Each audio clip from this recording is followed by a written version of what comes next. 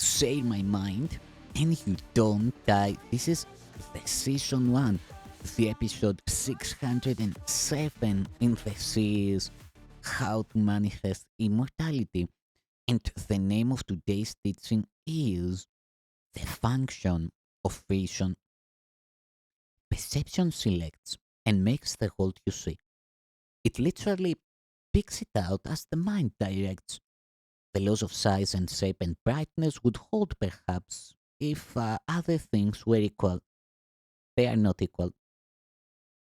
For what you look for, you are far more likely to discover than what you would prefer to overlook. The still small voice for God is not drowned out by all the ego's raucous screams and senseless ravings to those who want to hear it. Perception is a choice and not a fact, but on this choice depends far more than you may realize as yet. For on the voice you choose to hear and on the sights you choose to see depends entirely your whole belief in what you are. Perception is a witness but to this and never to reality, yet it can show you the conditions in which awareness of reality is possible, or those where it could never be.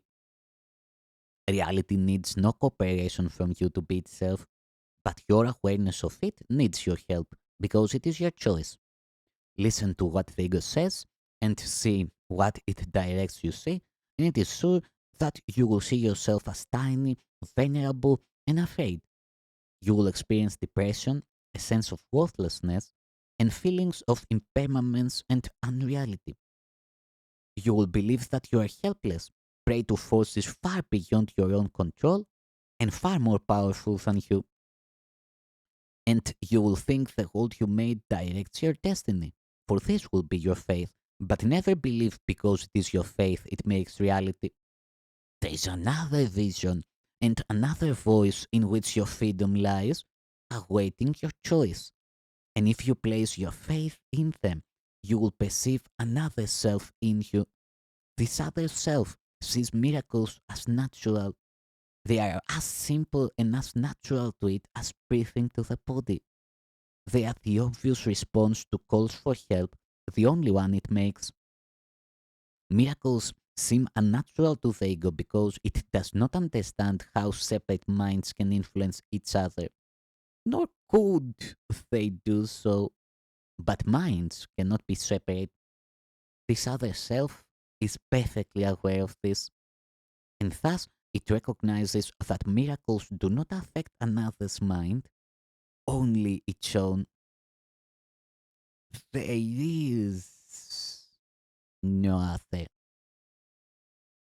You do not realize the whole extent to which the idea of separation has interfered with reason. Reason lies in the other self you have cut off from your awareness, and nothing you have allowed to stay in your awareness is capable of reason.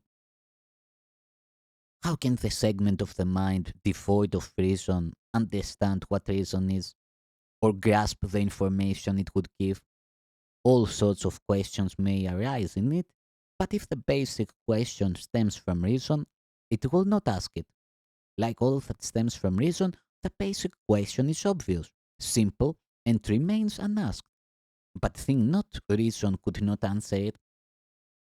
God's plan for your salvation could not have been established without your will and your consent. It must have been accepted by the Son of God, for what God wills for him he must receive. For God wills not apart from him, nor does the will of God wait upon time to be accomplished. Therefore, what joined the will of God must be in you now, being eternal. You must have set aside a place in which the Holy Spirit can abide, and where he is. He must have been there since the need for him arose, and was fulfilled in the same instant. Such would your reason tell you, if you listened. Yet such is clearly not the ego's reasoning. Your reason's alien nature to the ego is proof you will not find the answer there. Yet if it exists for you and has your freedom as the purpose given it, you must be free to find it. God's plan is simple, never circular, and never self-defeating. He has no thoughts except the self-extending, and this, in this, your will must be included. Thus, there must be a part of you that knows his will and says it.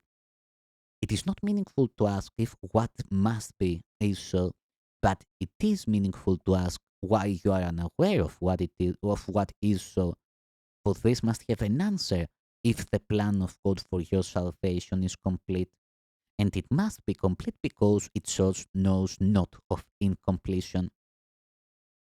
Where would the answer be but in the source? And where are you but there, where this same answer is? Your identity, as much a true effect of this same source as is the answer, must therefore be together and the same.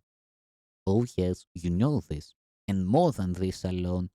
Yet any part of knowledge threatens dissociation as much as all of it, and all of it will come with any part. Here is the part you can accept.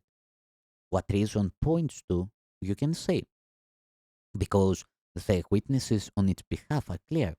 Only the totally insane can disregard them, and you have gone past this. Reason is a means that serves the Holy Spirit's purpose in its own right. It is not reinterpreted and redirected from the goal of sin as are the others, for reason is beyond the ego's range of means. Faith and perception and belief can be misplaced and serve the great deceiver's needs as well as truth, but reason has no place at all in madness, nor can it be adjusted to fit its end. Faith and belief are strong in madness, guiding perception towards what the mind has valued. But reason enters not at all in this, for the perception would fall away at once if reason were applied.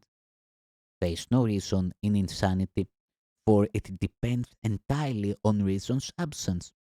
The ego never uses it because it does not realize that it exists. The partially insane have access to it, and only they have need of it. Knowledge does not depend on it, and madness keeps it out. The part of mind where reason lies was dedicated by your will in union with your father's to the undoing of insanity. Here was the Holy Spirit's purpose accepted and accomplished both at once. Reason is alien to insanity, and those who use it have gained a means which cannot be applied to sin. Knowledge is far beyond attainment of any kind, but reason can serve to open doors you closed against it. You have come very close to this. Faith and belief have shifted, and you have asked the question the ego will never ask. Does not your reason tell you now the question must have come from something that you do not know but must belong to you? Faith and belief upheld by reason cannot fail to lead to changed perception, and in this change is room made way for vision. Vision extends beyond itself, as does the purpose that it serves and all the means for its accomplishment.